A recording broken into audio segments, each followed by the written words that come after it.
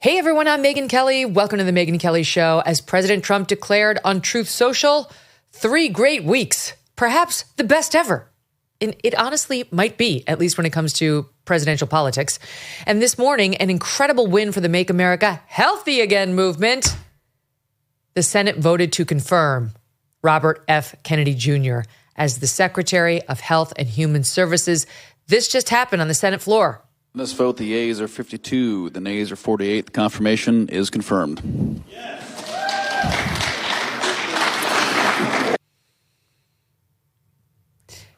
There was one holdout on the Republican side. Again, former Senate Majority Leader Mitch McConnell. Now he's gone against Hegseth, he's gone against Tulsi, and he's gone against RFKJ, even when here with RFKJ, Murkowski and Collins, and with Tulsi, those two voted for her.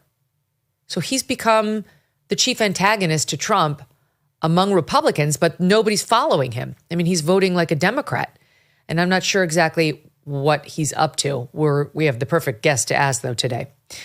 Yesterday, Tulsi Gabbard was sworn in as the president's director of national intelligence. We mentioned that to you.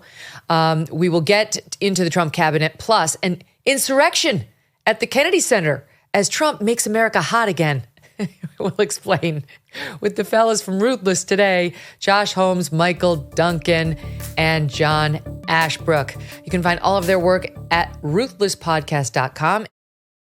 Don't miss a moment. Subscribe to this show on YouTube and follow me on Insta, Facebook, and X. We continue to face uncertainty when it comes to the economy, with a perfect storm brewing as Social Security and Medicare hit a breaking point as the largest generation is hitting retirement. It's not a good confluence of events.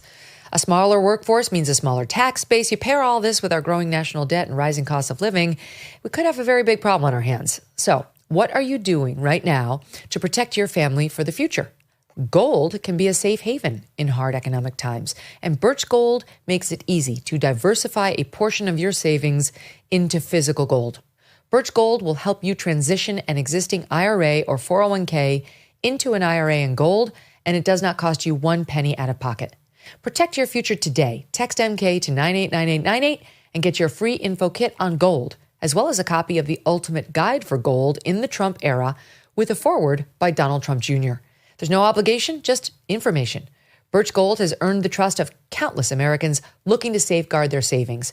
Text my initials MK to the number 989898 today. Congratulations are in order. Ruthless is taping its 500th episode live on February 19th in Washington, D.C. Guys, welcome back. Oh, so good to be with you, Megyn. Thank you for having us. Very, very excited.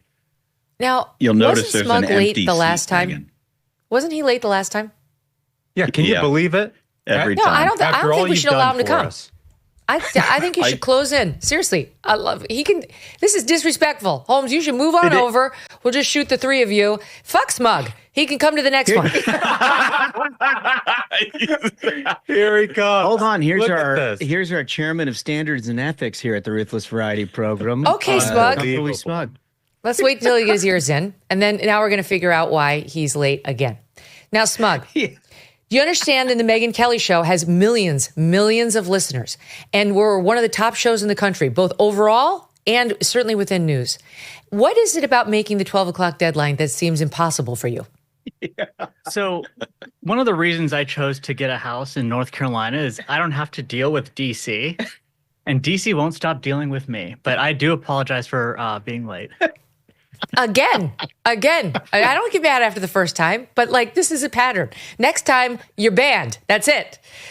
We have banned people for not making their hits. They're very popular people who continue to fuck us over. Sorry, I'm in a mood today.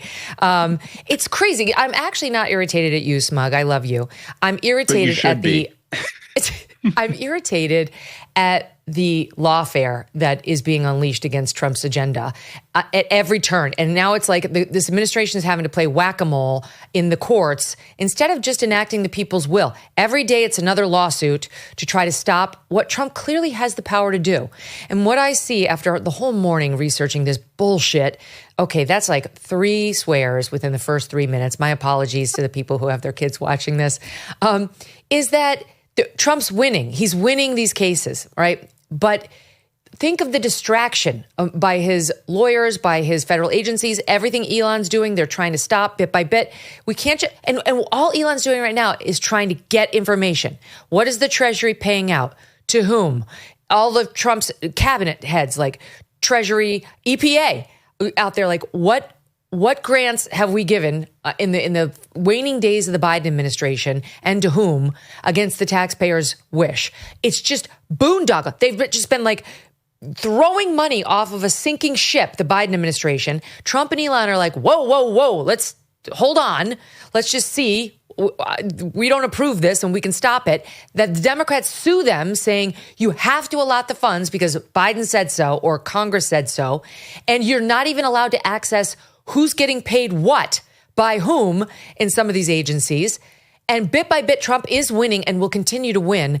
But this is the most subversive shit. Okay, that's 4. That's 4 within the first 4 minutes. So let's keep it rolling. Who would like to kick it off on that? Well, look, Megyn, I think on one hand, you're absolutely right. It is completely nonsense. And the fact that there is a cottage industry of liberal funded think tanks and 501c4s, they're going to make a mess out of everything. It's just a reality. And when you can't win politically, Democrats try to do it through the courts. I mean, that's why the first Trump administration was so important, that they reshaped an awful lot of courts. But of course, they're venue shopping here, and they're trying to find the last vestiges of liberal courtship. Yeah. I mean, there is a cottage industry of NGOs and libs, but there's also a mindset in Washington, D.C. that this money somehow belongs to them.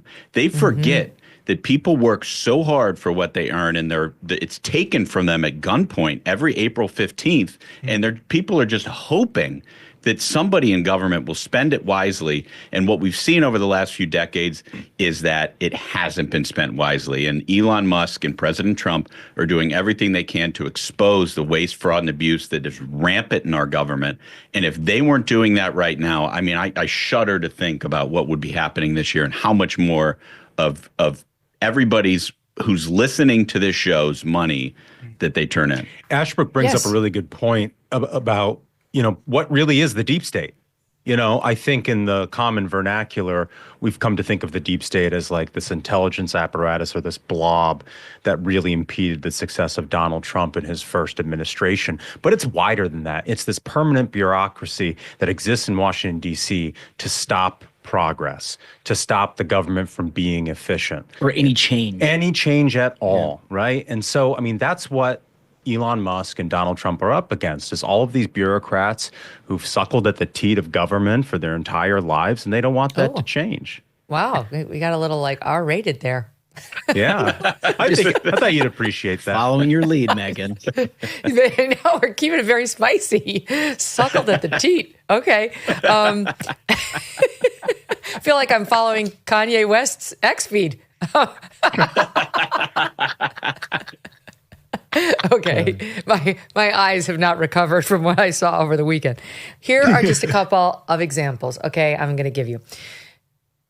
You recall that they sued to stop Elon, his so-called fork in the road offering, saying to all these federal fat employees, some are skinny. I mean, fat cat. I mean, like sitting there on the taxpayer dime. There many not doing much, just sort of getting to be an aging bureaucrat on our dime. Said, if you guys want to leave the federal government, go with God. There's your off-ramp. Go, and we'll actually give you a nice little package. Goodbye. We'll pay you through March, 8 months of payment, which is more than you would normally get. And, peace out. And it turns out now, the final number is 75,000 bureaucrats took the deal. So we're 75,000 people slimmer in the federal bureaucracy ranks, but not before they tried to sue him. This federal employees union sued him to say, You can't offer that. I mean, it's ridiculous. Like, no one's being forced to take it. It was a voluntary thing. You can't offer that because you don't technically have funding through March or past March, whatever, to get us to 8 months. That was the argument.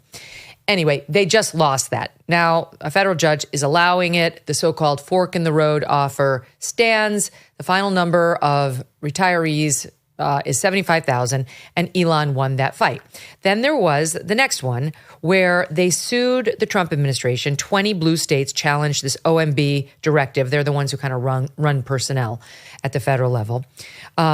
They challenged the OMB directive to freeze federal funding. OMB said, we're not just going to stop paying like all this money out into all these plans until we can figure out what we're spending money on. And he got sued for doing that. And then the Trump administration just won that one too, because they issued a TRO stopping the stopping of the funding, so it had to resume. And at the next hearing, the judge said, never mind, I'm going to lift my temporary restraining order. You can do what you want. So that's going to stop as well. You can't force Trump to spend money on programs that he doesn't know what's in them or whether he approves of them. This is all within the executive branch, branch. So they lost that one too. And, bit by bit, they're going to lose most of these. I said the other day, I think it'll be 9 out of 10. They won't lose all, but they're losing most of them. Meanwhile, they're slow rolling the Trump agenda. And, Trump's irritated. There's the other thing. So he went and he clawed back that, what was it, $59 million that we gave to New York City to pay for the illegal immigrants to enjoy their stay at the Roosevelt Hotel and otherwise. We clawed it back. Kristi Noem got it out of the New York City coffers and said, we're taking it back. Now New York's going to sue the federal government for, quote, stealing our money, the New York City taxpayers. That's our money. That's the federal government. It's not going to be nonstop lawfare. And you guys know how mired that shit can get. It can just take up all of your energy. Yeah, no question about it. And that money, by the way, was FEMA money. And tell the people of Western North Carolina, right, Smug? That's the thing is we've gone through 4 years of a federal government that completely ignored its own citizens. I mean, American citizens. And all this money is being shoveled to Manhattan, some of the most expensive real estate on earth, to house illegal aliens in hotels that are charging $700 a night at full occupancy. So the hotel owners love this deal. The people of New York who have suffered, I've had multiple friends, I've had family members who left New York City because of all the crime that's going on there. So the citizens weren't the concern of the government. And now you actually have a president who cares about the citizens. And what you're seeing is these entrenched interests trying to keep the status quo that they've had of American citizens being ignored. Western North Carolina is a prime example of how FEMA pretty much abandoned those people. And we have examples of, for political reasons, they were abandoned. But they want the $59 million to be paid to people who broke the law and entered the country. It doesn't make sense. Yeah, all these liberal entrenched NGOs are like a J.G. Wentworth commercial. They're like, it's my money and I want it now. Can you guys explain those as Washington insiders? Can you explain the NGO graft? Oh, it's fantastic. I mean, this is one of the progressive left's biggest multi-decade victories in the world. NGOs and what you do through like USAID, which has come under great scrutiny over the last 2 years, or last two weeks, I should say. The initial intent behind all of it is sort of soft power, right? Whereas the United States can exert economic leverage against people who may not have our best interests in mind in a bunch of regions throughout the world where we need some help, whether it's a footprint from the United States, it's against terrorism as it was for much of the first 20 years, I guess, of this century. You could have programs that were set up to basically buy some influence within a country that could be helpful or unhelpful. The intent was right. What happened over time is the progressive left took this as a pot of money to social engineer internationally. And because it was so not prescriptive in terms of where they were awarding this money, they have these NGOs that are like in Tanzania doing transgender studies. Right. And it's true. Like literally. Literally. And if the more you dig into it, the more you find out that the use of this money is not about keeping the American people safe at all. There is some of that. And those people, unfortunately, have to suffer the same result as everybody else because of what the progressive left has done and perverted this entire program to a point where, I mean, there's not a single American taxpayer that would agree with 9/10 of what Elon Musk has talked about in terms of where this USAID money is going. Right. Oh, for sure. These cuts are going to have majority support. And so far, the polling shows they have majority support. Elon's struggling somewhat in his approval ratings, depending on who you ask, which pollster you ask. But people like Doge and they like cuts. And they're not on the side of the federal bureaucrats. And they love Trump. I mean, his numbers are great. I mean, Elon's the forward-facing, sort of picture of all this. So he's a controversial guy just because of X and so on. So liberals don't like him. To your point, Smug, Trump said something very similar yesterday. Like, he's had enough of the nonsense of funneling all this money to these left-wing causes, to these illegal immigrants, and not to actual Americans who are suffering. Here's SOT 6. Because there's a massive fraud that's taken place. And then you have judges that are activists, and they sit there and they say, oh, as an example, $59 million going to a little small group in New York City. You get nothing going to North Carolina to help nothing. They say, we don't have any money because they've given it away on the border. But you have nothing. What they did to North Carolina is a shame. And then they sent $59 million to New York City for a hotel for a little bit of what they've done. A hotel that was not luxury, that's getting luxury rates for migrants, where they're making a fortune. And we catch them. But a judge says, well, even though it may be a fraud, you have to send the money in anyway. Send the money. I said, wait a minute. We have money that shouldn't go because we caught it before it was sent out. But they want the money to go anyway. And I think you're going to have a lot of things to look at, Pam. Pam Bondi, who's starting that's a fight. Her own offensive lawfare against some of these excesses. Go ahead, Ashbrook. I was just going to say, I think that's a fight that the president welcomes. You know, you have these NGOs protecting their money, and the way Josh said it is exactly right. Something that started out in the right direction was corrupted by the left. And that's how you get these ridiculous things like $75,000 for a trans musical in Ireland. They already have Riverdance. I don't know why we're supposed to be spending American taxpayer dollars for a trans musical.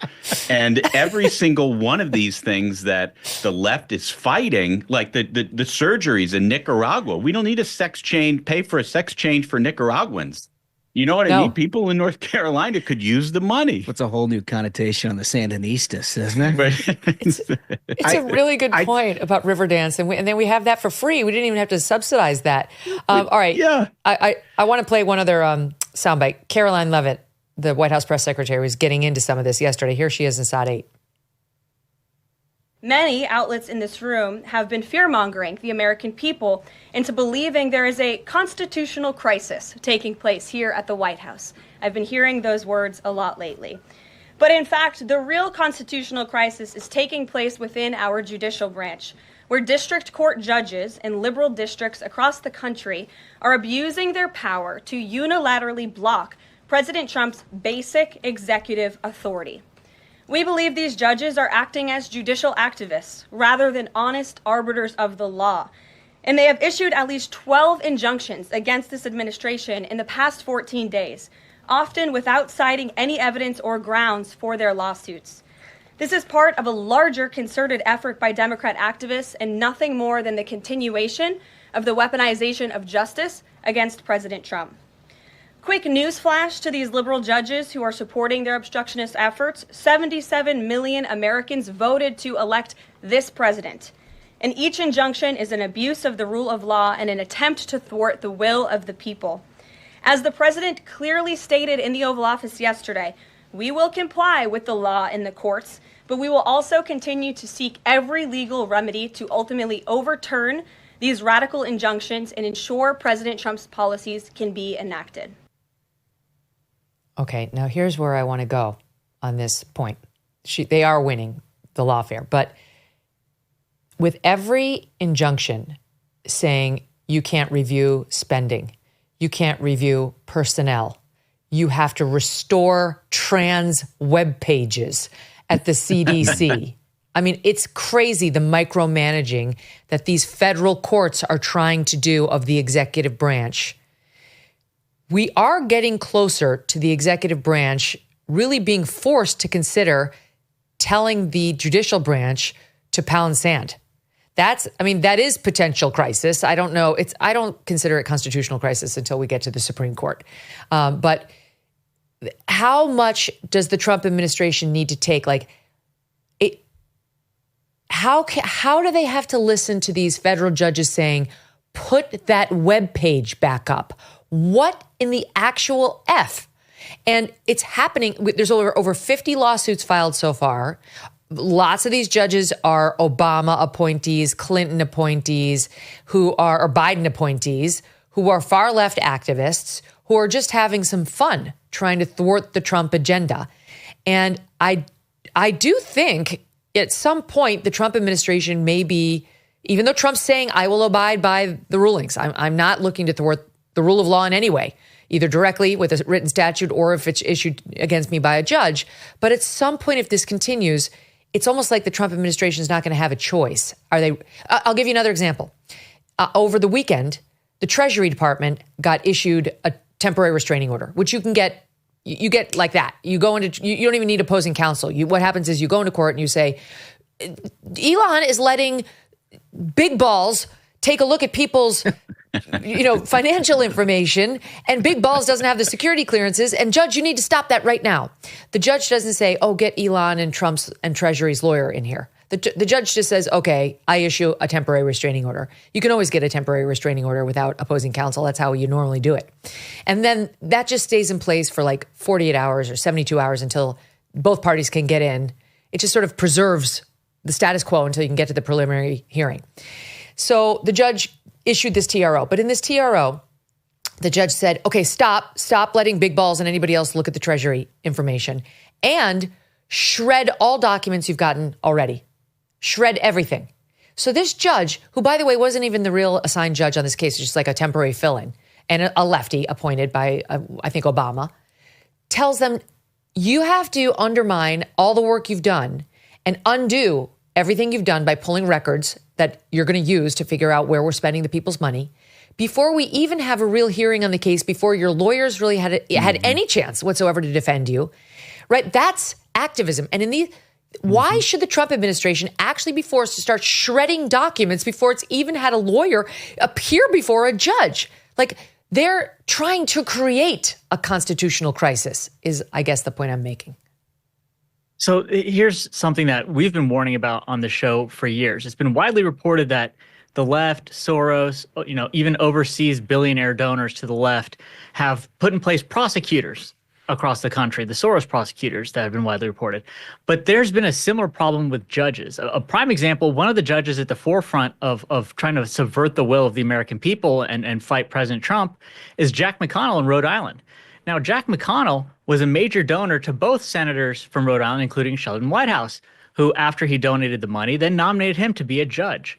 So they have their own patronage system, and they've used that to capture a significant portion of the judgeships in this country. So when you see this kind of behavior, like you said, it's blatantly against the Constitution, what they're trying to do here. They're subverting the will of the American people. But that patronage system is almost like the fail-safe that the Democrats have put in control, that if there's ever a Republican in office, if someone ever tries to stop the gravy train that we've been rolling with, we have this as our last line of defense. Yeah. Yeah, I mean, look, a big part of the progressive left's agenda and what they've tried to accomplish basically since 1960 is institutional capture. Mm-hmm. And it goes everywhere from corporate America, entertainment industry, higher education, to, in this case, one of the three branches of the federal government. Mm-hmm. And this is why it was so important that what happened from 2017 to 2021 in terms of appellate court judges and the Supreme Court is ultimately what they've been trying to do at this federal court level, district court level, is have what you're seeing playing out in front of everybody right now, which is just a leftist agenda with no basis in law. Now, because of the work that Donald Trump did the first 4 years, this is going to run up against a real life problem for the left, in that they've got a whole bunch of courts throughout this country at the appellate level that actually interpret the law, right? And I think to your point, it's a good one, Megyn. Like, yes, it delays the process, and it makes everybody focused on the wrong things here. But I mean, your audience should have at least a little bit of confidence in that, because of the first 4 years of work that the Trump administration has done, we will ultimately get to the right place. I mean, the idea that you can't actually look to see if a 175-year-old American is still receiving Social Security and not, I don't know, blow the whistle on that for fear that a 40-year-old somewhere is probably not going to get their Social Security because they've been exhausted by fraud for generations before them. Like, that is the kind of thing that is the reason you elect presidents. And it is going to get thrown out, actually punted out of court at some level, but it doesn't completely alleviate the discomfort at the front end. And it's so annoying listening to the press coverage of it, because they just say, oh, constitutional crisis, because of that J.D. Vance tweet. And because they just don't like Trump, and because Trump's not rolling over in these court proceedings. But what's really happened here is we've had a dereliction of duty and overstepping of the authority by the Biden administration and other, I'm sure, leftist administrations prior. We know that happened during Obama. And Trump got smart by Trump 2.0 when it comes to fighting the administrative state. And bit by bit, he is undoing their soft power agenda. He now knows, like, where the soft spot in the belly is. And he's sticking the knife in and trying to get back our funds and stop this crazy agenda that nobody voted for, that's been rolling forward administration under administration. Doesn't matter whether it's a Republican or Dem at the top. And man, are they pissed. Now they're like, now it's on. Now you're actually going to things we care about, which is like our slush funds. So I think he will prevail on the law front, on the lawfare, but man, it's going to be a slugfest. And in the meantime, they are staying on the offense, which is good. Like Pam Bondi yesterday, she announced, on the heels of announcing they're suing Illinois for being a sanctuary state and Chicago as sanctuary city, saying you can't do that. There's, thanks to the supremacy clause, you actually do have to work with us on federal laws. You can't actively undermine us on housing illegals and not turning over illegals that are illegals. Now she filed a lawsuit against New York State, including Governor Kathy Hochul, for similar reasons. When it comes to illegals in particular, she's taking issue with the fact that they're issuing illegals driver's licenses. And then when the feds call up saying, do you have an illegal immigrant by the name of whatever, Julio something, instead of saying, oh yeah, we have him right here at the Roosevelt Hotel, which is where Laken Riley's would-be murderer stayed on the taxpayer's dime. Wow. Instead of saying, yeah, he's at the Roosevelt, we'll, go ahead over, or even in New York jail, at Rikers for having committed a crime, they say, we're not going to tell you. And then they notify the illegal. New York then calls the illegal at the Roosevelt or notifies them at Rikers to say, hey, FYI, the feds are looking for you.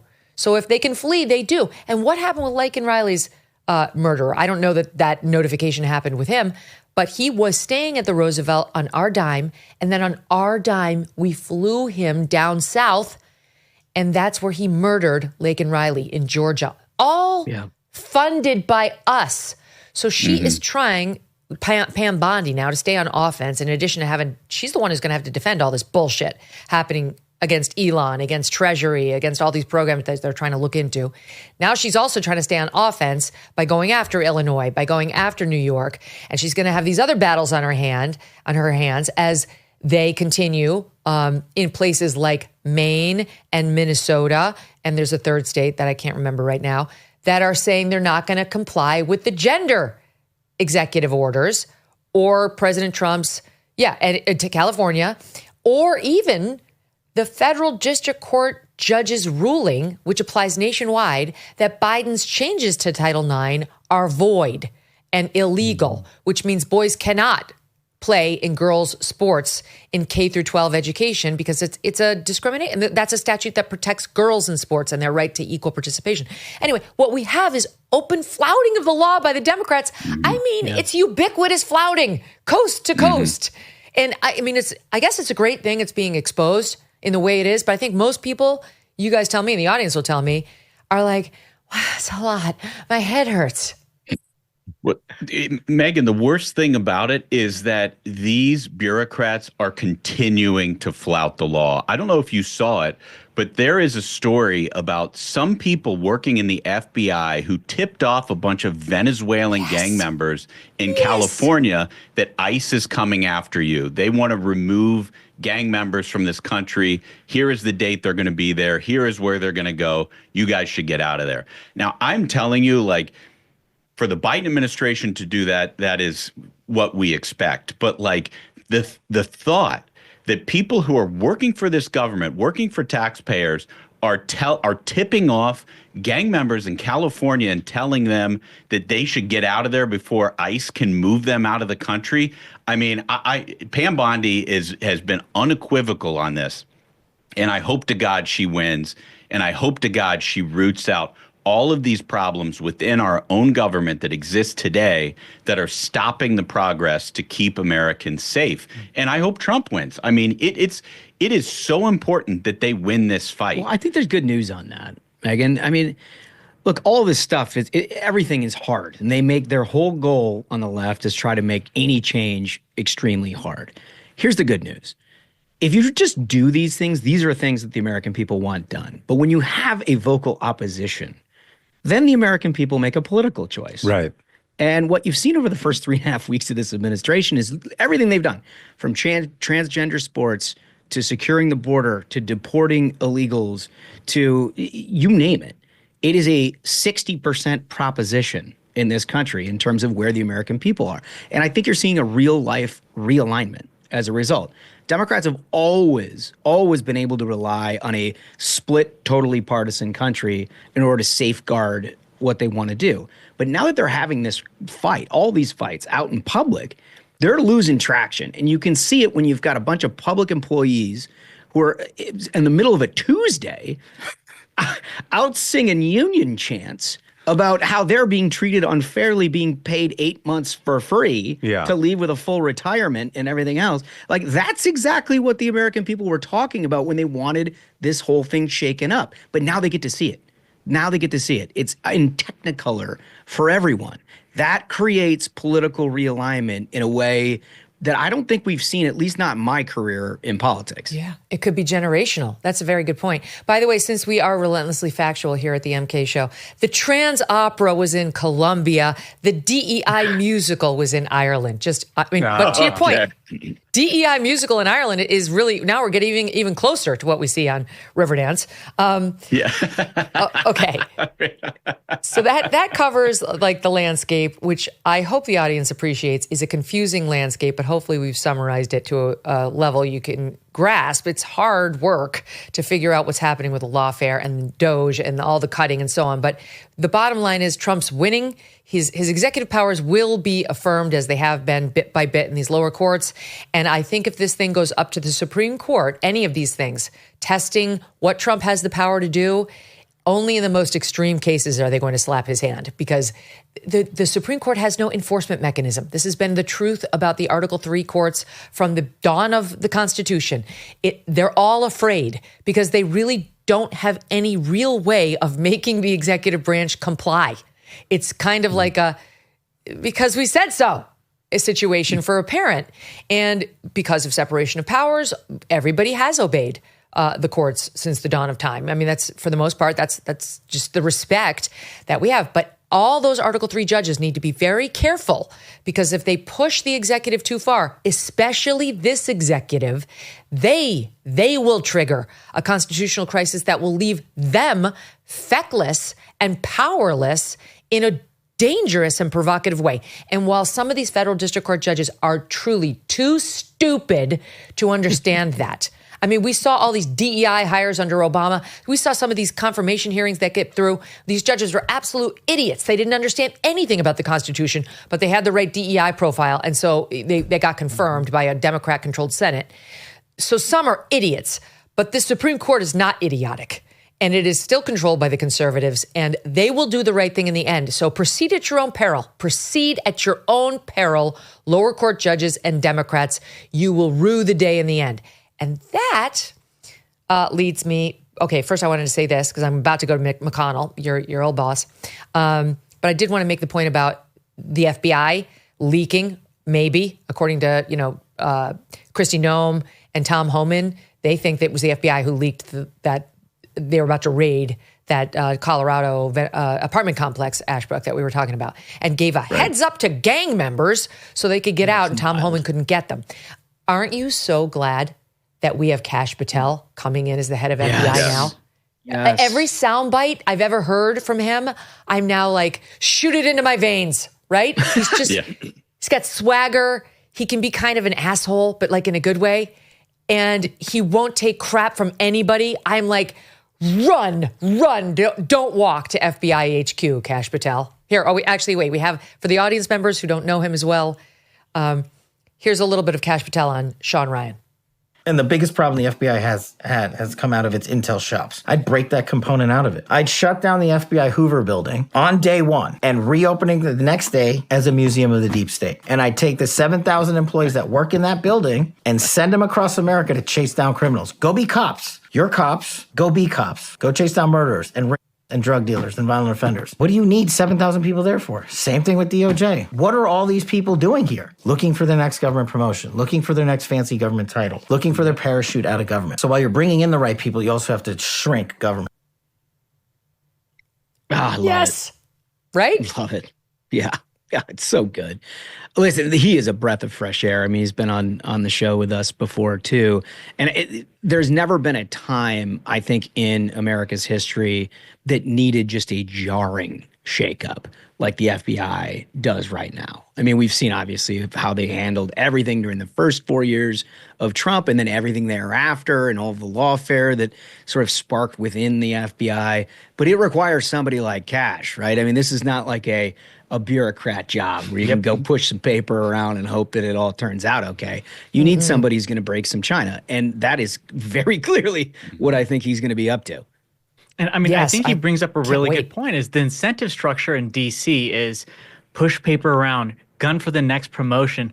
Why aren't those 7,000 people out in the field? They're in DC trying to, work their little networks and be buddy-buddy by tipping off gang members in Colorado. They should be in Colorado handcuffing them. It makes no sense, and I think Kash Patel's the right person to shake it up. They're probably not prepared for it. I mean, they built the FBI in this current iteration under the wrong pretenses. I mean, we saw it play out during the course of the terrorist attack down in New Orleans, where the first FBI special agent in charge rolled up and was like, well, there's no terrorism here. Yeah. And then like 12 hours later, they're like, no, it's absolutely terrorism here. The guy's like, Allahu Akbar. Like, well, you're like, doing here? Who's the authority? Yeah. Okay. So let's switch to McConnell, because I have to say, I'm not one of those rabid McConnell haters. I'm not. And I know there are a lot on Team Trump, and I get it, totally get it. But I personally, I can't get over all the good he did for the country when it comes to Article 3 judges and the Supreme Court. Like, we would not have the Supreme Court that we have if it weren't for Mitch McConnell. He is a true blue conservative, dyed-in-the-wool Republican. But he hates Trump, and Trump hates him. And this has turned into a problem for Republicans and Trump and the country. And now he's voted against Hegseth, Tulsi, and RFKJ, which leads us where on Mitch McConnell, guys? I hate to put you in the crosshairs because I know, you used to work from listen, Holmes, I mean, it's a fair question. I mean, first off, I should say the last time I provided him any advice on how to vote was in 2014, 11 long years ago. But I think where this is, my first takeaway is the Trump administration and John Thune and Barrasso in the Senate have done an incredible job to get nominees who entered into the public discussion in a very controversial place where there was some concern inside of a traditional Republican Party about how RFK, for example, who's had, sort of famously liberal positions on a whole bunch of healthcare issues, would fare in that context. And throughout the course of the nomination process, these folks work together in a way that we haven't really seen a lot of. Even Democrats are really not as good as what I've seen over the last 3 weeks in repairing those, getting face-to-face conversations and getting people to a point where they're not going to lose any of these people. right? I mean, every single piece of the confirmation puzzle has come together. Now, where does that leave McConnell? I think that's more indicative of the change in the Republican Party and his sort of the lack of pressure that he feels personally. You have a whole bunch of Republicans, and this is for real. Like, people ought to know this. There's probably a third of that Senate conference that is a little concerned about the way that Tulsi has talked about intelligence apparatus. We saw that at her hearing. 10 years, right? And they're more than a little concerned. If she was a Democratic nominee, they would have voted to absolutely crush that nomination. Agreed. But the political power of Trump, and part of what he's done over the last 3 weeks in terms of picking issues and having 60% of the American people on side of it, is forcing everybody to a position to reevaluate this. Ultimately, they work for Donald Trump. And that's what it is that they're voting to support. Do they have misgivings about Tulsi Gabbard or maybe RFK and the way that he's going to handle the question of abortion in HHS? Sure, they do. They're going to have issues with that. But ultimately, they trust Donald Trump. Where McConnell comes into all of that is he's just sort of traditionally where he's always been, but the party has moved. And the party is very much a Trump party. He is a Reagan Republican. And I think if you were to go back in time in some kind of like a Marty McFly DeLorean and look at the way a Republican Party, 20 years ago would have evaluated these nominations, it looks very much like the way that he has. I don't think that he's doing what he's doing out of spite for Donald Trump. It's just he doesn't feel the same political If it were pressures. spiteful, Holmes, he would have voted against Rubio. Yeah, exactly right. And he's obviously not going to do that. He thinks that Rubio is a terrific nomination from what I read in his statements.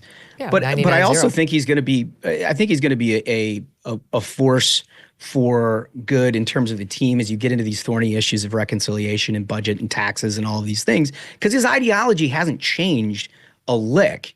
It is just not reflected when you get into that more libertarian area of defense and foreign affairs in particular, where a lot of Republicans still have issues with that. He just doesn't feel the same political pressures as everybody else who's going to vote. Yeah, he's more like a National Review Republican still. Like those guys too. That's right. They actually, some have TDS, but like Rich Lowry, he's great. He doesn't have TDS. He actually can see Trump pretty clearly, but he disagrees with him on a few things, and he's constantly defending him on many other things. But yeah, I don't think he's a Tulsi fan. I don't remember, but I know the editors have not backed Tulsi and they have not backed RFKJ. So I take your point. I actually think that's pretty interesting. And that's a position he's allowed to have. I mean, he's how many years of public service has the guy had? But when you find yourself on the opposite end of Trump, especially as a Republican like he is, the party will turn on you. That's what's happening to him. And I hate to see it because I think he's a good man. I think he's a principled man. And the party apparatus is just like turned on him because he seems like a Trump antagonist, even though like Trump said all the mean things about his wife. I mean, it's just, it's like, it's complicated. I mean, it's gone both ways, but I think the story is not told yet, Megyn. I think what's going to happen very quickly is we're going to get into a legislative discussion where the crux of the Trump agenda has to be litigated. And this is the hardest part. What he's done so far has been unbelievably great. But ultimately, you're going to need Congress to try to work some of these things through. And your taxes are going up $5,000 for your average American if they don't. So there's real consequences here. I think somebody like McConnell, ultimately, there may be a point where he actually does have a significant amount of influence in trying to get people on board for the big win on the things that will actually let me follow come up to with you on define. that. Because we try very hard to avoid getting too deep into the budget here on the MK show for all sorts of reasons. I refer you back to my high school guidance counselor's college recommendation for me. It was my college recommendation.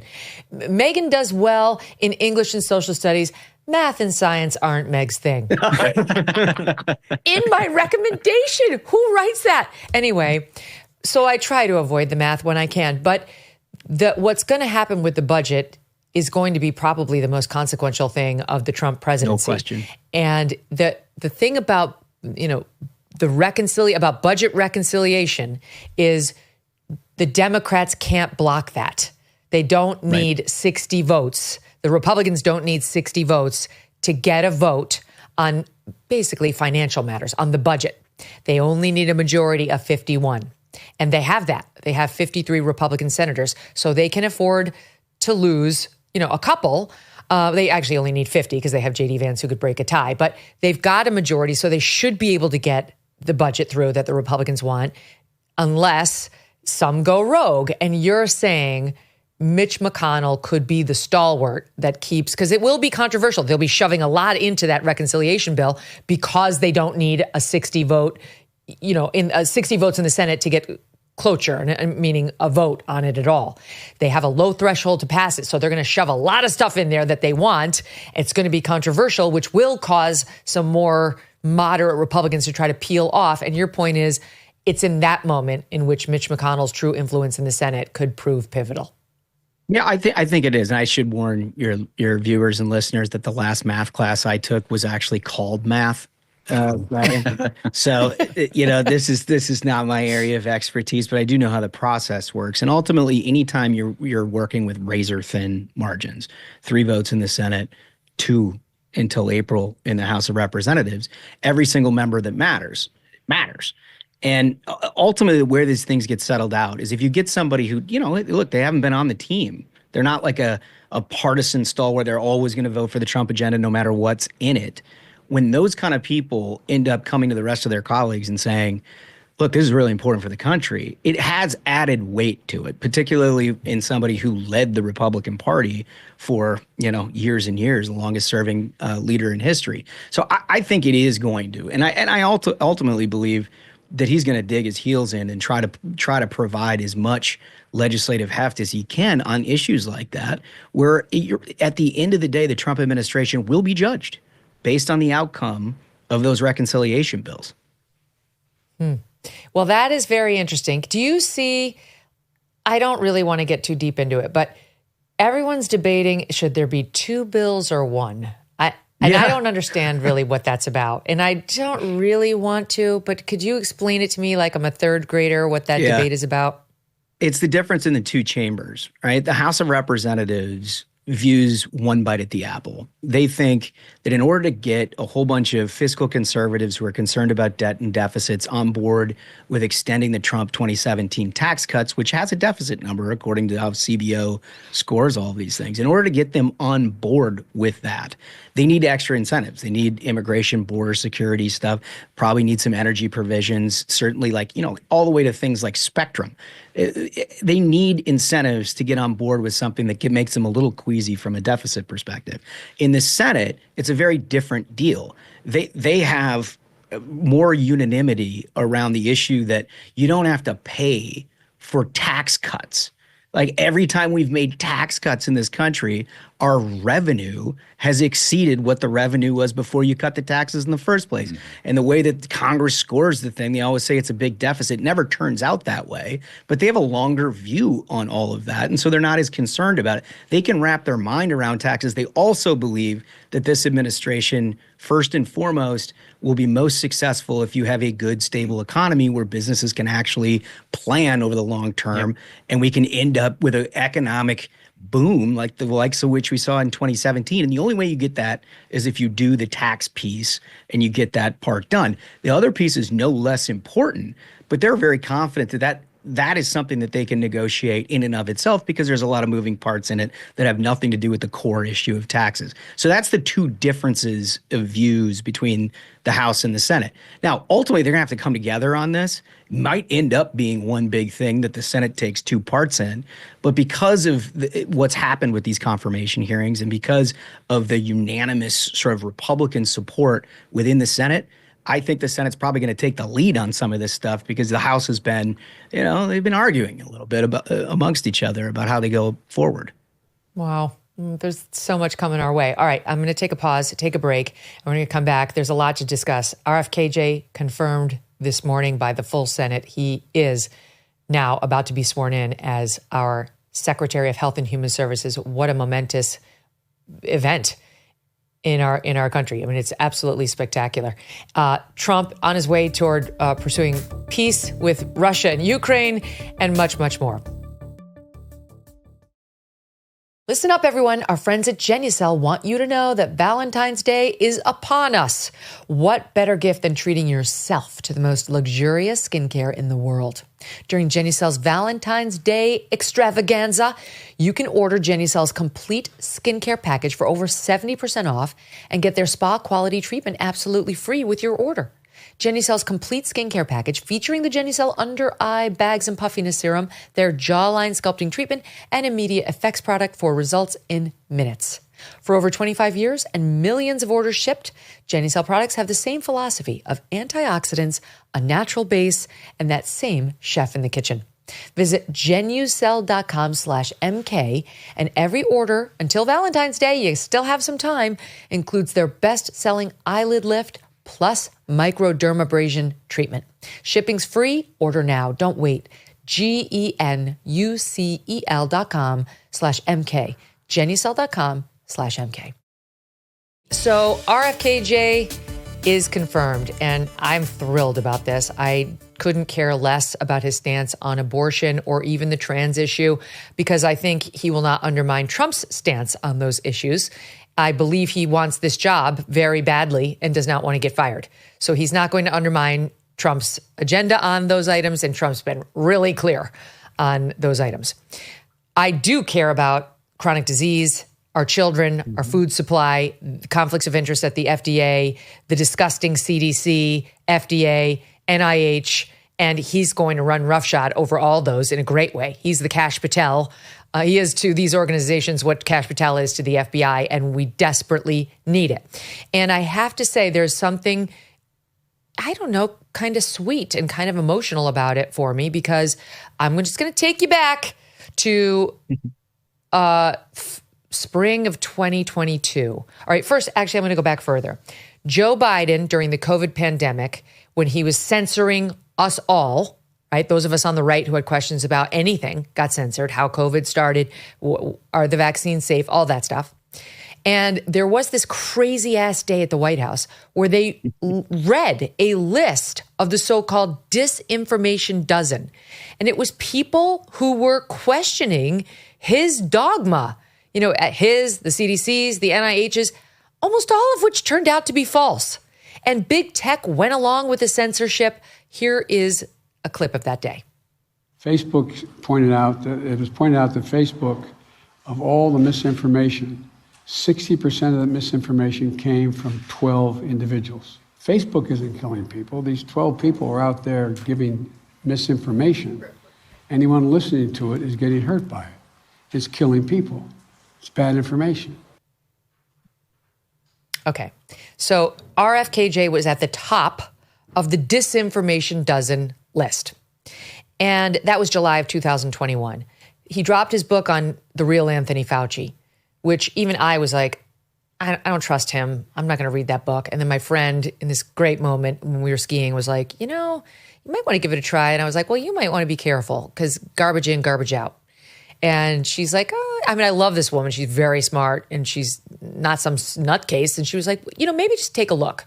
So I trusted her. I did start to take a look, and I was like, well, this is actually kind of interesting. Like, I don't like Fauci, so I'm kind of open-minded to it.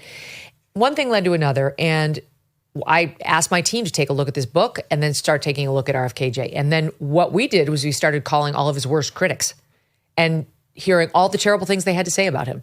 And then calling other people, like going down the line, try to figure out whether they sounded like people, you know, we trust and we should listen to or not. And long story short, they sounded much more like agenda-driven Biden supporters who didn't want discussions about lab leaks and so on. And we decided to invite him on the show. So it was the spring of 2022, March of 2022. I was going through this terrible thing where my son at the time, we were skiing, tore his spleen in 3 places. He was only 8. Yeah. And it was like serious. He was in the ICU for a week.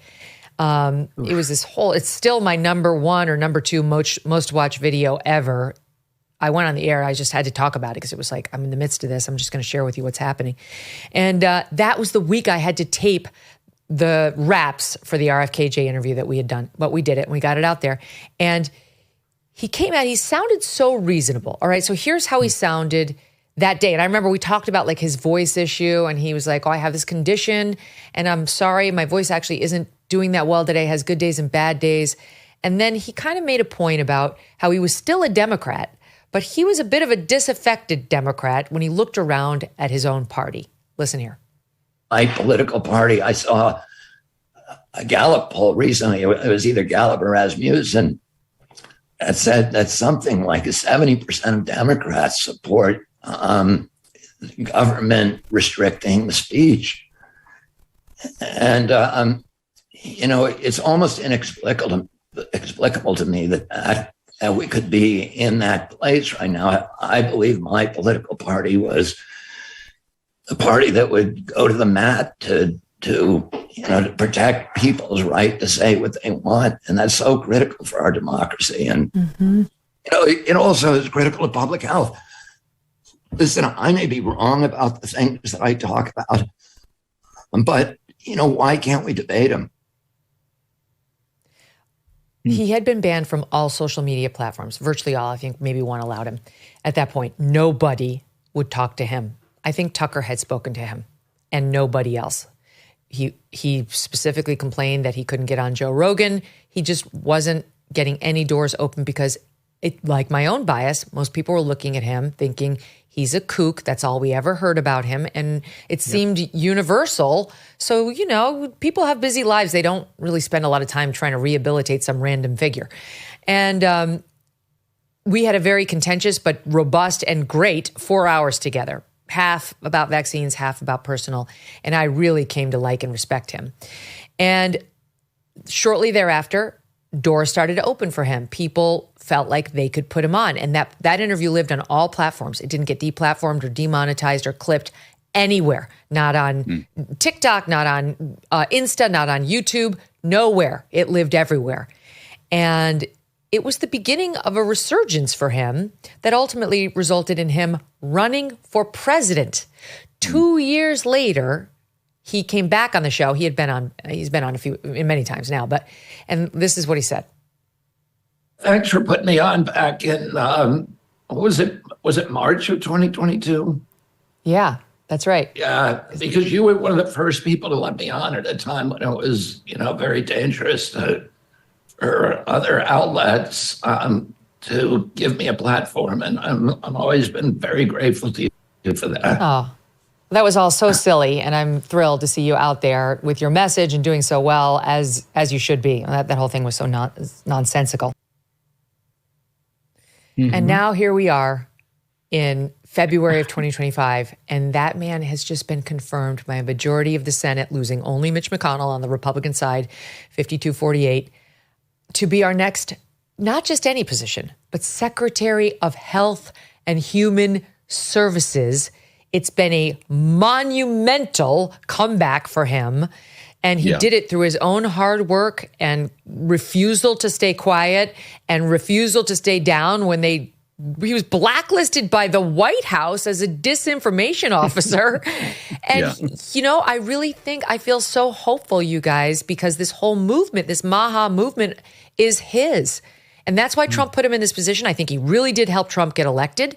And I'm thrilled he has the green light to start enacting true reform. What do you guys make of that? Yeah, and Megyn, I don't think he's the only one who's grateful that you put him on. I think there are people all over this country who are grateful that you gave voice to what so many people are thinking. And what happened to him is really an object lesson in how the left reacts when anybody dares to think differently than they do. When anybody questions an assumption, you have so many people in this country who are like, wait a minute, that doesn't make sense. Why am I not allowed to ask questions? Because you know that the best information, the best science comes from asking questions, from testing hypotheses. And this guy has done it over and over in the face of retribution from not only his own party, but his own family. The things that his own family has said about him is just terrible. And I'm grateful that you put him on. There's plenty of things that RFK has said that I might not agree with, but I don't think he's crazy. I think the world in which we were living in during COVID was crazy.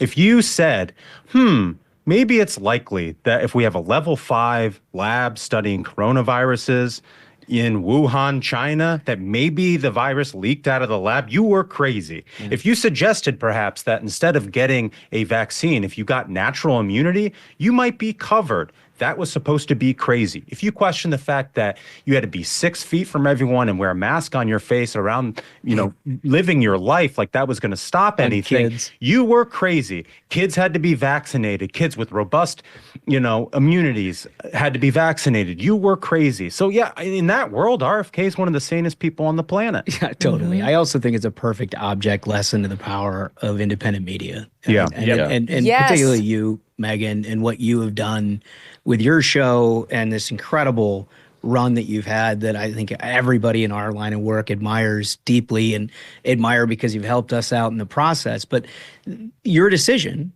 based on reading a book and talking with people and trying to get a real sense of the facts, led you to a point where you're like, no, it's a conversation that's worthy of happening, when the entire media industrial complex was saying, nope, you can't hear from them, you'll get banned, don't do it.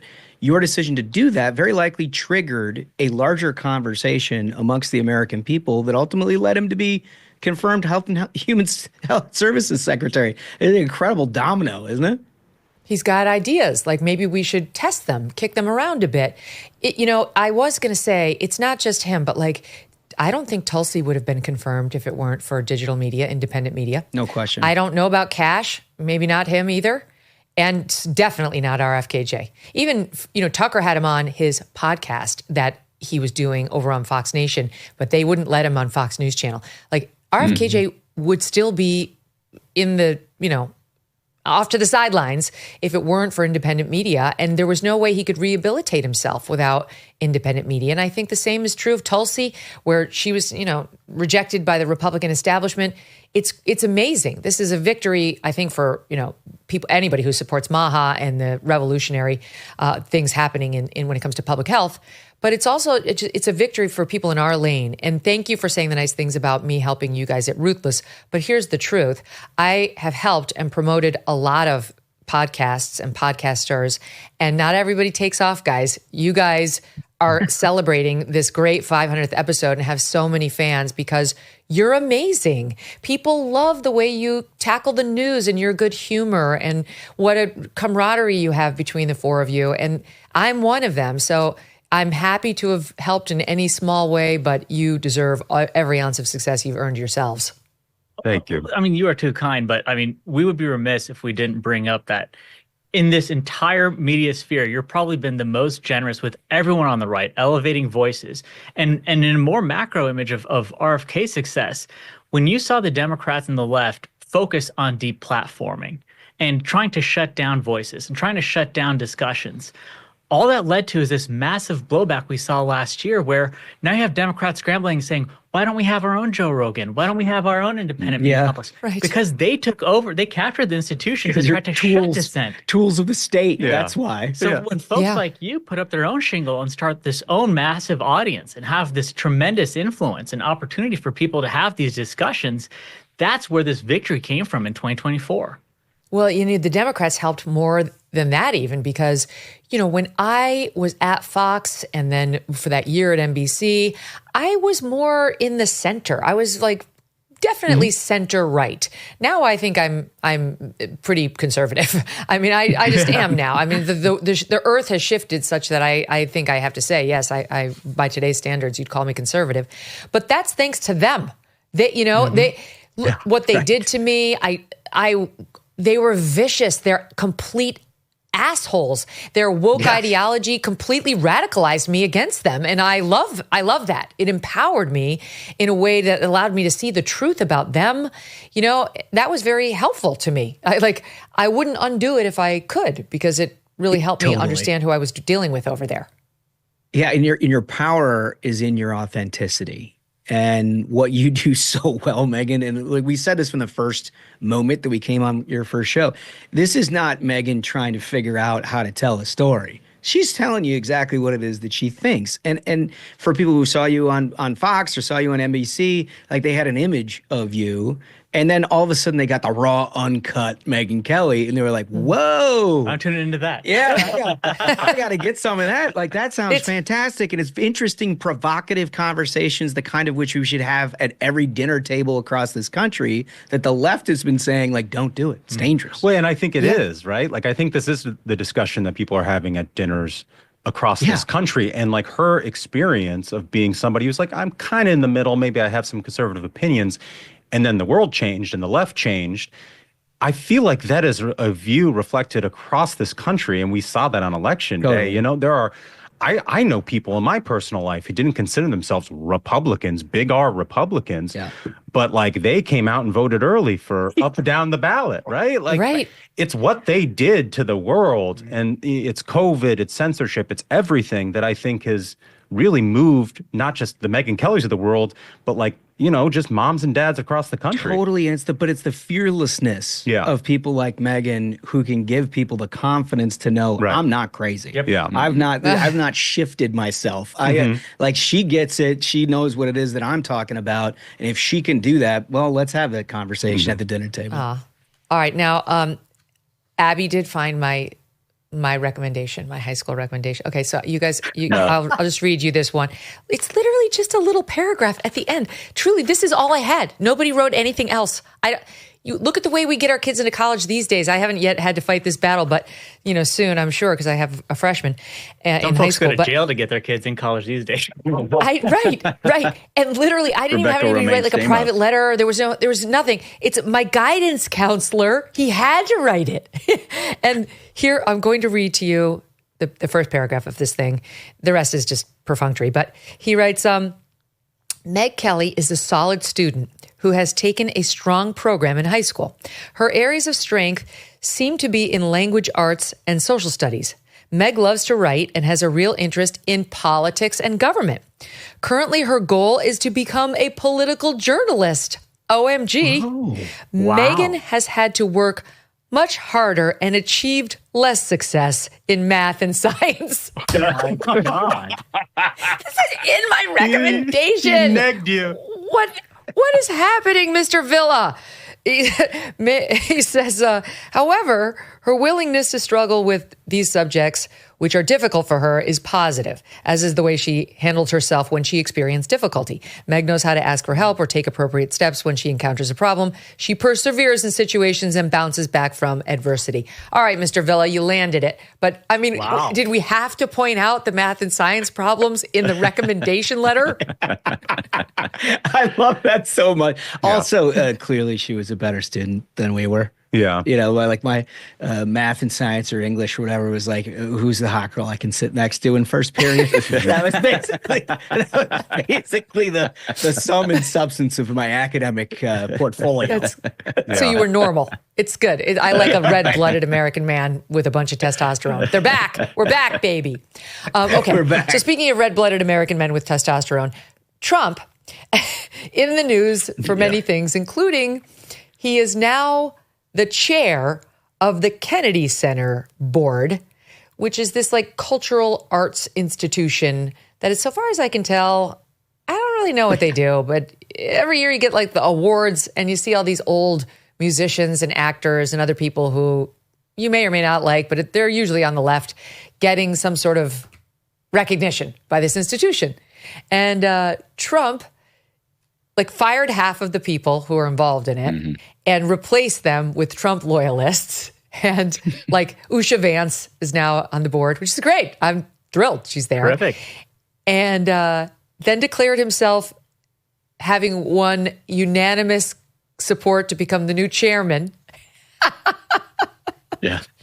And CNN airs last night their exclusive audio of Trump speaking to the Kennedy Center board, trying to, you know, get everybody psyched up, because it's not all Trump loyalists now. He didn't fire everybody. There's still some like old timers still sitting on it. I don't know what led to the firing of some and the firing and the non-firing of others. But here's Trump describing how things are about to change over there. SOT 17. It's a very exciting development. It's going to be great. I think we're going to do something very special. It got very wokey, and some people were not happy with it, and some people refused to go, and we're not going to have that. We're going to have something that will be very, very exciting. And we'll do things both physically and in every other way to make the building look even better. I think we're going to make it hot. We made the presidency hot, so this should be easy. And it's just really, it's great to have, I just got through all the names. It's great to have all of you with us. We're going to add a few more to get up to the, whatever the number is that we're supposed to be up to. But it's going to be really exciting, really fun. I think you're going to enjoy yourselves, and you're going to have a lot of good nights also, nights and days watching performances of great artists. So thank you all very much for your time and for being willing to do it. But I think it's, again, it's something a lot of people want, and I think it's something you're going to enjoy for a long time to come. And thank you all very much. That's so awesome. I just love make it that hot. so much. And think about the person who was on that call and it was like, I'm recording it, CNN, I got to get you this audio. And Trump sounds like a normal person who's talking about making change in an organization. You know, he is not the first guy to fire people from the Kennedy Center. I don't know if you remember, Megyn, but during COVID, the Kennedy Center worked with their pal Nancy Pelosi to get a bailout because they said that if we don't get a bailout from taxpayers, we're not going to be able to continue to operate. And you know what happened? Right after they got that bailout from Nancy Pelosi, they fired a bunch of people in the organization who were probably sweeping up after the performances. And what I really hope that Donald Trump is able to do is breathe life back into that building. Bring some acts that people actually want to see, something that's interesting to everybody, not the same old woke stuff that we've seen out of that. Yeah, and Donald Trump has a soft spot for theater and theatricality. You, old man. I do. I mean, well, Trump's the only guy I know who, when he plays golf, listens to Andrea Bocelli and Pavarotti. You know, so he clearly has a soft spot for the arts, and I can appreciate that. And I would like to highlight that the Kennedy Center is showing Les Mis coming this summer, and I think that's a fantastic production. But the thing that really grinds my gears about the Kennedy Center is, you know, it's surrounded by some of the wealthiest zip codes in America, all of America. Yeah. And a community that does a lot of philanthropic activity. Why is it that the Kennedy Center needs to be funded by Congress in any way, shape, or form? Great point. Yeah. You know, if everybody agrees that it's this great cultural testament to the United States of America, raise the money from private sources. We've had harder fundraising experiences than it would be to raise money for the Kennedys. Exactly. Everyone would donate to that. All those rich fat cats. But, you know, you're not wrong, Duncan. Trump is very culturally astute and experienced. We pulled just one example. It's from the 2005 Emmy Awards featuring Donald Trump and actress Megan Mullally.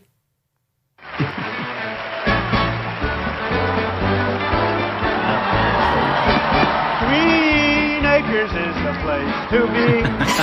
Farm living is the life for me. Land spreading out so far and wide. Keep Manhattan, just give me that countryside. He's really singing. Fresh air. Trump Tower. You are my wife. Goodbye, city lights. Sweet and we are there. I mean, it's just so great. Hamming it up. What a showman. Yeah, people don't appreciate what a sense of humor Donald Trump has. And he's willing to make fun of himself. And all these liberals in Hollywood and stuff used to love that about him. If you ever see the SNL clip of Trump Wings when he's doing the Wings promotion, it's hysterical. Well, we have something from SNL. Stand by. It's from 2015. I don't think that's the one, but it's him doing a parody of Drake's Hotline Bling. Okay. You used to call me on the cell phone.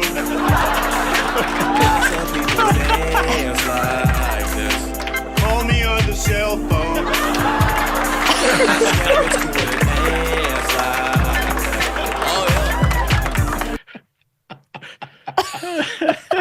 So good. So good. So he is more than qualified to chair the Kennedy Center. Mm-hmm. Yeah, for sure. And for those of you that haven't been in DC, like that place has been lit up in a rainbow flag for the last 4 years. Literally every night, it's lit up like a rainbow flag. So that explains what's happening, because what's happening is people are resigning. Like the remaining riffraff are, taking their ball and going home because they wouldn't be on any board of which Donald Trump was the chair. Sandra Rhimes, she created Grey's Anatomy, Bridgerton. super woke. She was treasurer for the Kennedy Center board, appointed by Obama. And she resigned. She resigned shortly after Trump was elected as head, saying, please be advised that as of today, Chandra Rhimes has resigned from the board of the Kennedy Center. Meanwhile, she did not express any outrage whatsoever when the Kennedy Center was doing drag shows. That was all just fine with her. This is the same woman who expressed her public empathy for Jussie Smollett. Very, very upset. She tweeted, sending love, healing, and support for Jussie Smollett. We all have a responsibility to rise up against the ignorance and hate out there. If you know who did this, report them to the police. She's got a long history of cutting tail and running when Elon took over X. She left, not hanging around for whatever Elon has planned. Bye. Well, we don't miss you, Chandra. She was on the board of Time's Up, that organization, which imploded because it would only help women who'd been harassed by Republicans, but not anyone who'd been harassed by a Democrat. So that's Chandra. She's decided to leave, as has singer and songwriter Ben Folds. You guys might not remember Ben Folds, but he was the lead singer of Ben Folds 5. And he did sing a song which I love called The Luckiest, which I sang to Doug when he turned 40 at his 40th birthday party, believe it or not. Amazing. I learned how to play it on the guitar. I had secret lessons in my office at night. Wow. And then I sang it to him. And I'm not a singer, but I loved Doug a lot, as I still do. And Ben is all about, when you don't like something, get out of it, because he's been divorced 5 times, but really has a judgment on Trump's morality and is piecing out of the Kennedy Center. What do you guys make of it? A real cut and runner. Ben Folds 5. Ben does fold. Yeah, you and 5 times. Now that I think about it. Yep. Yeah, that's right. Maybe he was just trying to amp the brand a little bit. I don't know. I mean, but you get the sense that all of these people who are resigning are the same kind of people that posted the black box on Instagram, right? Yeah. Everything is a virtue signal. Yep. Like the interest in making sure that fine arts are preserved or come very secondary to whether you can virtue signal your empathy for something. Mm-hmm. And it's just so pathetic. Oh, it's like they're like, what's going to happen? We're going to be giving Lifetime Achievement Awards to like Clint Eastwood and Sly Stallone and John Voight. I'm out. Like hard pass. All because of their politics. You can do that all day long to somebody on the left, and the right will just suck it up and say, fine, he sings good music. It's fine. I don't care. But you do that, you honor somebody who's actually campaigned for Trump or expressed openly that they're a conservative, and it's a hard no. Ben does fold, and Chandra Rhimes too. He's a brick, and he's drowning slowly. So I can't wait to see what happens at the Kennedy Center. I think it could be actually super fun. Now, speaking of celebrities, Jimmy Kimmel was very upset that Donald Trump took a shot at Taylor Swift. Trump was making fun of the fact that she got booed openly at the Super Bowl and he got cheered to the high heavens. And Jimmy Kimmel didn't much like that and had the following to say. Trump was at the game. He got a big thrill because some of the crowd booed Taylor Swift when they put her up on the Jumbotron, which, of course, made Harry Conman Sr. very happy. He posted 3 times about this. After the game, he wrote, the only one that had a tougher night than the Chiefs was Taylor Swift. She got booed out of the stadium. MAGA is very unforgiving. Well, she didn't get booed out of the stadium. Unlike you, she stayed for the whole game. And it was the Eagles fans who were booing her. But you're right. It's all about you. It's always all. Trump's just jealous of Taylor Swift because she has more followers and more money and no kids than he does. Okay. By the way, I was there all the way through, and she was gone. She was missing in action for most of the second half. So I don't know what he's talking about. Trump left at his previously designated time, which was, I think, 8:02. That had been scheduled, and that is when he left. And it's a little harder, Jimmy, when you're the president of the United States, because if you leave when everybody else is leaving, you completely F them over because no one can move anywhere. It's total gridlock in the city. Hello?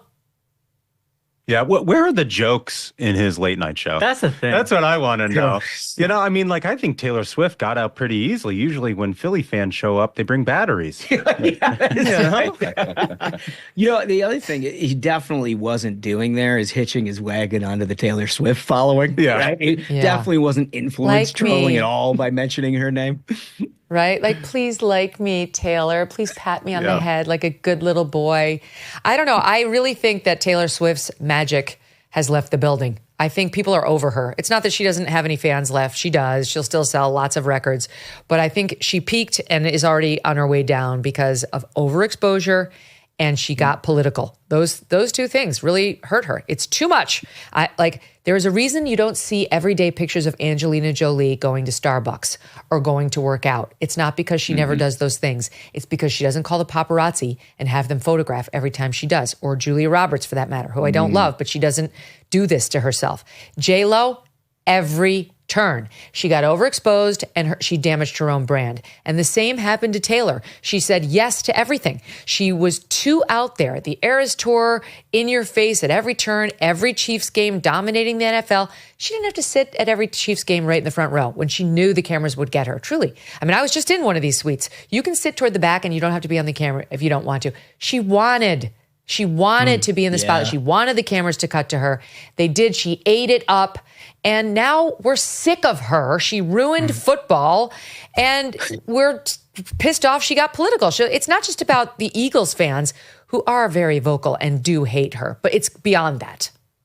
Well, incidentally, as a very famous person yourself, Megyn, maybe you could tell us here at the Ruthless Variety Program who we need to call to get TMZ to show up and photograph us on a day-to-day basis. Because I don't know if you know, but we now have a White House correspondent sitting here at the dais, a very famous I can't believe we haven't talked about that. It wouldn't. He's the Sam Donaldson of the Ruthless crowd. That's exactly right. And it wouldn't kill if he got a little bit of FaceTime out there. That's all I'm saying. Okay. I'll see what I can do. I know some people. I might be able to make this happen. Yeah. I mean, the world does want more Ashbrook. Who are we kidding? So how was that, Ashbrook? You were the first, it's not just podcaster. It's like digital media, independent media, who now officially have a seat in the White House press briefing room, the most relevant seat there is. And you were the very first one there and the very first, person in the seat to ask a question. You did it great. You stood up. You went for it. You were merciless. How did it feel? It felt great, Megyn. And, I wasn't nervous going into it because the entire time, all I was thinking about was I cannot wait to see the looks on the reporters' faces when I walk into this room. I can't wait to see them. I can't wait to see them. They opened the door and it didn't disappoint. I mean, people were literally rolling their eyes. They were laughing. And it was so funny because they were like, you got to be kidding me. You're coming in to ask a question. And you know what? I asked a serious question and she made serious news that they had to report immediately. And so it was a triumph. It was just a career triumph. The funniest part about it for your audience, Megyn, is that this guy has made a 20-year career in Washington, D.C. as being the person that all of those journos have to call to get what the story is. Right? They all call Ashbrook for 20 years. It's like the first call of, all right, how do I sort this story out? And then for all of them, dedicated their careers to it, to have to watch him march into the White House briefing and do their job too was just hilarious. I mean, that is like what Ruthless is in a nutshell. And then to ask, is the media out of touch? So they're all just like, I got a lot of texts We'll drop the sod in for the podcast. We don't have it here. Media went after this administration for deporting illegal immigrants they claimed were not criminals. The question is, do you think they're out of touch with Americans demanding action on our border crisis? The media out of touch? I think the media certainly is out of touch, and I think that's proven by a number of things, John. But, to me, it's like the nerve of that press corps to have any arrogance whatsoever, right? To think they're better than, as Ashbrook comes in. The nerve. You look at that front row, and it's people who represent gigantic corporations, Paramount, Comcast, Disney. They all get questions. So why can't everybody else ask a question? That's right. That's right. Absolute shills. It's a new day in Washington. The Ruthless fellas are everywhere. All right, stand by. We're going to take a quick break. We'll be right back. 4 years of crushing interest rates, runaway inflation, and reckless government spending. And who is paying the price? You are. You might have bills stacking up. You might have debt collectors on your back. You might barely be able to keep food on the table, and that's stressful. Done with debt can be a way out.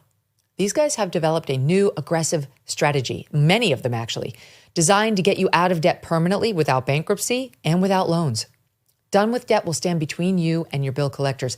They can go head-to-head with their creditors, getting your balances reduced, your interest rates slashed, and penalties stopped. They create a plan to end your debt fast and put more cash in your pocket every month. And right now, Done with Debt is accepting new clients.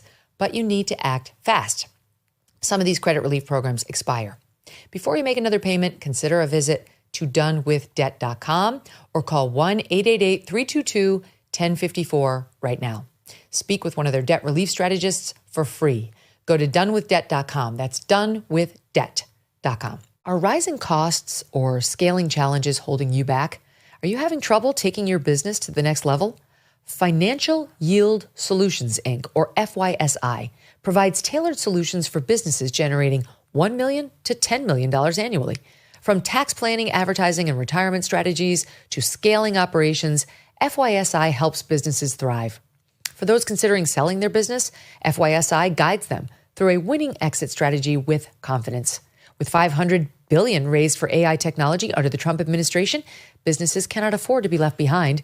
FYSI can even help you explore AI integration to lower costs, enhance efficiency, and increase profits in today's rapidly evolving tech climate. With over 14 years of experience, FYSI specializes in addressing the exact challenges business owners face. Book your free business review today to transform your operations, grow your profits, and secure your future. Visit fysi.com/Megyn or call 800-877-4000. Success starts with FYSI. Guys, a couple of things in cultural news. Some shocking news from Teddi Mellencamp, who's the daughter of John Mellencamp, and she happens to be one of the stars of Real Housewives of Los Angeles, or Beverly Hills. And I'm sure you guys are not big fans of the franchise, but I am. And she's one of the sweet ones. She's not of course, she gets drawn into these fights that they all get drawn into, but she's been one of the more sensible characters on this show for many years now. And John Mellencamp is definitely a leftist, but, I don't care. I love his music. I think he made great songs and I love his sound. And this poor woman, who is the mother of 3 young children, has been battling melanoma now for many years. And I always pay attention, to anybody's, health stories, but melanoma I live in fear of because I too am very fair. Thank God I've never had melanoma, but you got to worry about it if you're fair at all. And she's been battling melanoma for a number of years now. She posted publicly not long ago a picture of her back, which has almost a Z-shaped scar across the whole back. Look at this. Oh my God, man! Yikes. From the numerous melanomas that she's had to have removed time and time again. And you don't mess around with melanoma, right? That's, you got to get very serious about that shit. And she's been all over it, and she's been very vocal about checking, having your skin checks and all that. And unfortunately, this week she revealed that she was in the hospital as of yesterday. She said, I'm in the hospital because I had very bad headaches. And it turns out they found 5 brain tumors. Oh my God. 2 of which they were going to remove surgically, and 3 of which were smaller, and they were going to attack with radiation.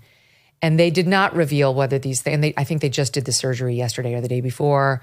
So they didn't say whether these are malignant brain tumors, but, she's had 17 or 18 or 19 melanomas, and they're going to use radiation to get the other 3. So it doesn't sound great. And I guess I just wanted to mention it because I do think skin cancer is one of the few cancers. There are a couple of others, but you can potentially catch this one early with skin checks. And that's in no way shaming anybody who hasn't caught it early. I just want to remind people it's so easy to get caught up in your daily life, and you don't want to think about these things, because whenever you think about these things, whether it's you guys getting a prostate check or us going to the OBGYN, it makes you think about the bad things that could happen, and you kind of either skip it or postpone it or try not to do it.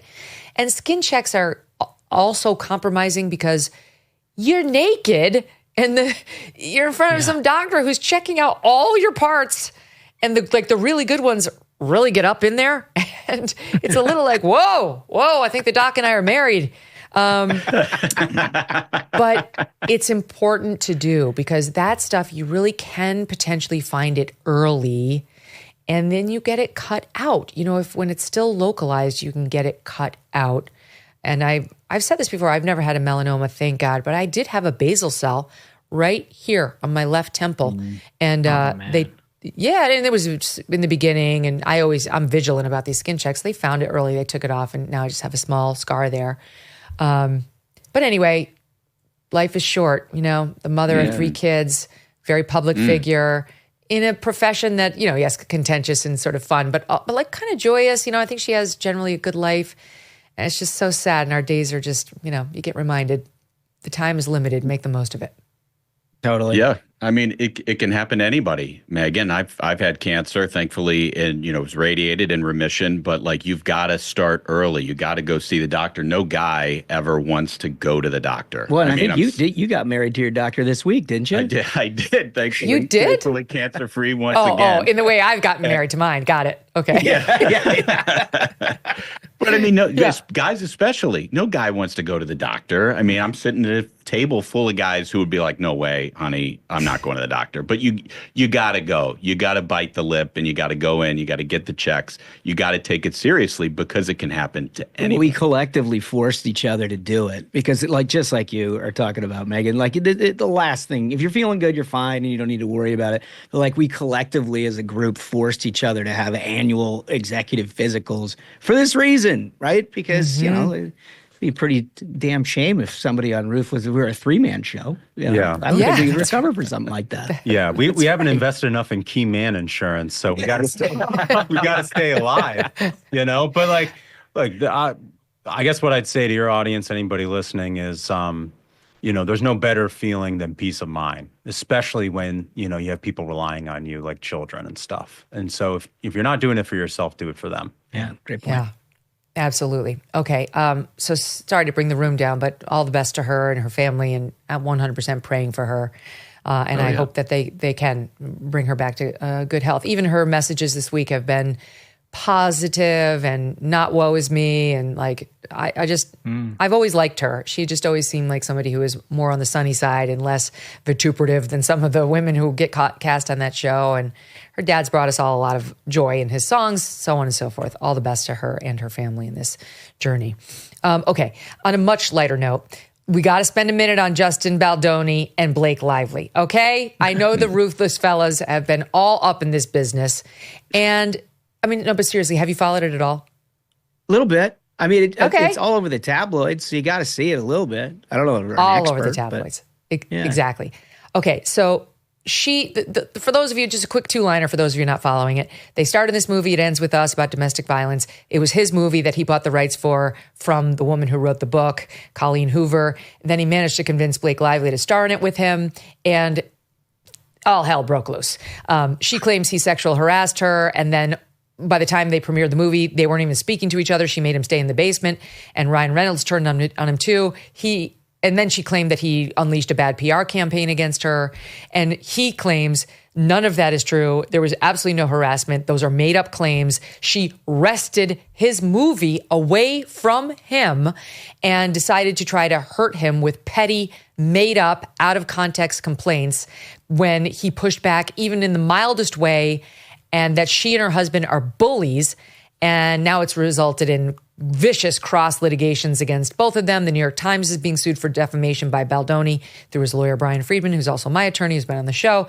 And it's as vicious as it can get in Hollywood. My own position is she's absolutely ruined her brand. She has started a fight she cannot win. She does appear like an Amber Heard to me. I have yet to see one of her complaints borne out. In fact, all of the ones I've seen have been undermined by his hardcore proof in text messaging and so on that puts a totally different light on her horrific allegations. Then you see what she actually said and wrote. It's very different. She called herself Khaleesi and said Ryan Reynolds and we believe Taylor Swift were her dragons. And she's got the best dragons because they'll fight on behalf of her friends too. Now she and Taylor are reportedly on the outs because Taylor Swift is like, bitch, I'm nobody's dragon. That's unconfirmed, but it's out there.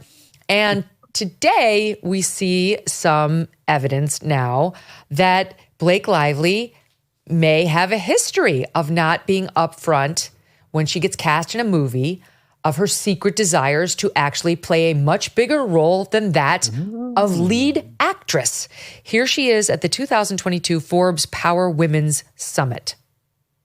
I would show up on a set. I knew that they just wanted me to show up and look cute and stand on a little pink sticker where I'm supposed to go and say what I'm supposed to say. But I also knew that that wasn't fulfilling for me, that I wanted to be a part of the storytelling, that I wanted to be a part of the narrative, whether that be in the writing, in the costume design, in creating the character. And sometimes I had directors or producers or writers who would welcome that and invite that once they saw that I was able to offer that. And sometimes I would have people who really resented that because they were like, we just hired you to be an actor. Yet when I went in the meetings, I would just seem like I'm just there to be the actor and ready to get the gig.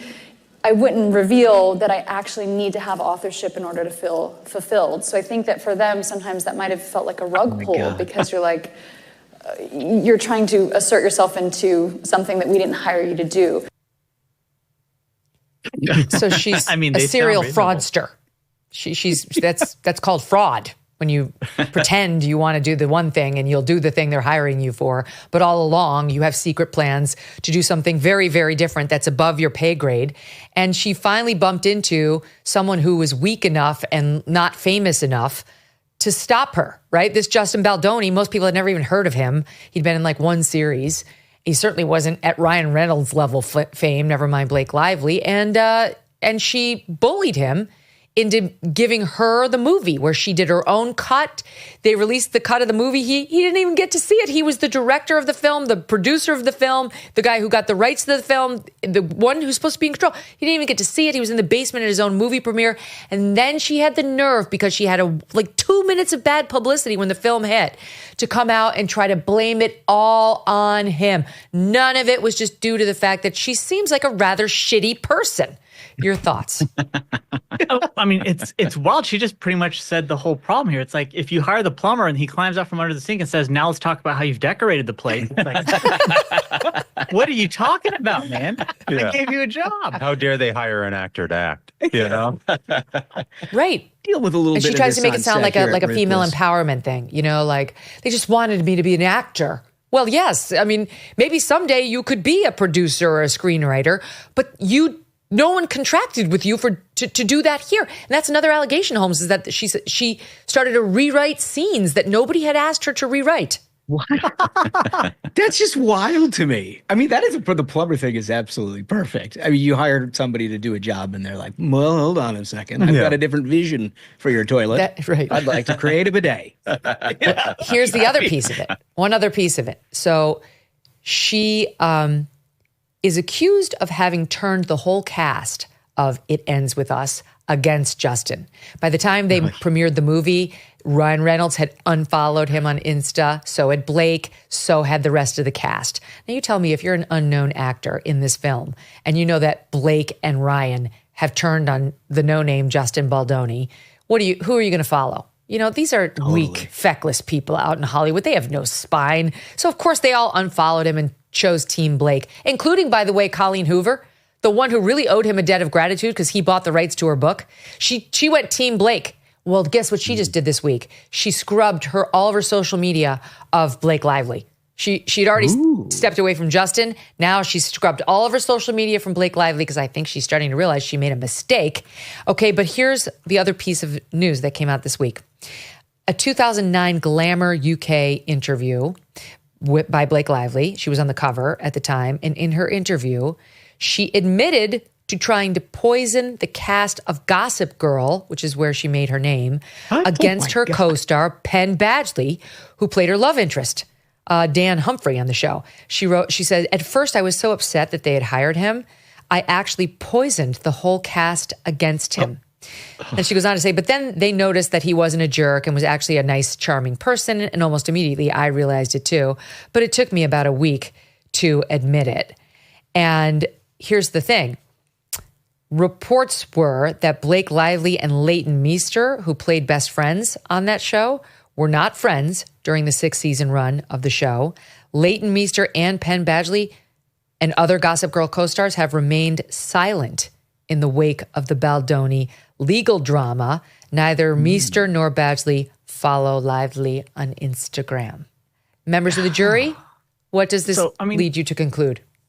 I think the real victim in all of this is Ryan Reynolds. I was going to say the same thing. Like, he's coming home. He's trying to sell some cell phone plans. He's trying to sell some gin. And she's like, I need your help, little dragon. We're going to ruin people today. It's like, all I do is buy soccer teams that win, sell tequila that people like, or vodka, or whatever it is. And he's like, generally stayed above. And now all of a sudden he is in the dirt with this. She's like, I need you to get on a Zoom with Taylor Swift, and we're ruining lives tonight. Be very, very careful with your marriages, folks. This is the kind of little thing that can dragon. happen.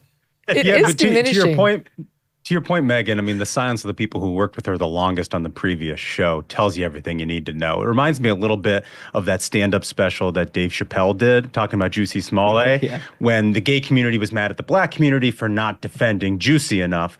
And Dave Chappelle says, we were defending him with our silence because we didn't believe him. We didn't believe him. And I think all the people from Gossip Girl know that she can be a lot. And that's probably why they stayed silent. That's right. It reminds me of when I was at NBC, and this is before everyone hated Meghan Markle. This is the honeymoon phase where everybody loved her before she decided she was a victim. And all the cast of Suits came on to talk about her, and behind the scenes, let's just say they weren't quite as cheery and smiley about this person with whom they'd spent years on the set as they were with the outward-facing interviews. And talking to the hair and makeup crew about what they said behind the scenes was very enlightening. I'll just leave it at that. That's awesome. Leave it at that. Megan's dishing some hot goss. Yeah. Hot goss. That's good. At this point, let's talk tea. Let's do it. Guys, congrats on the 500th episode. 500 more. Lots of love. Thank you so very much. Thank you. All right, we'll see you soon. All right, coming up tomorrow, we are spending Valentine's Day with Chamath and Jason from the All In podcast. Jason's first time back since I called him a prick. That'll be fun. See you then.